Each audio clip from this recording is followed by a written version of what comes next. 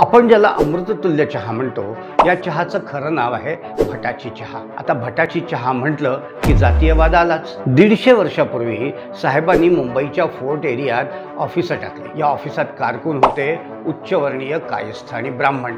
साहेबांनी या कारकुनांना पण चहाची चटक लावली। यांना चहा देणार कोण?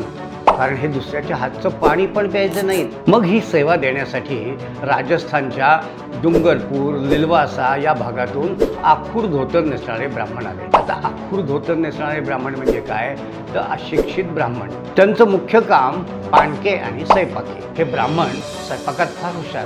त्यांनी आलं, सुंठ, लिळो मसाला म्हणजे गवती चहा टाकून जो चहा बनवला त्याला नाव मिळालं भटाची चहा। आणि थोड्याच दिवसात या चहामुळे ऑफिसची सगळी कॅन्टीन या भटांच्या हातात गेली। यांच्या चहाचं दुकानाचं एकच कॉमन नाव असायचं, ते म्हणजे शंकरविलास। आणि भटाच्या चहाला नाव मिळालं अमृततुल्य चहा। आहे ना अमृततुल्य चहा जातीयवादी?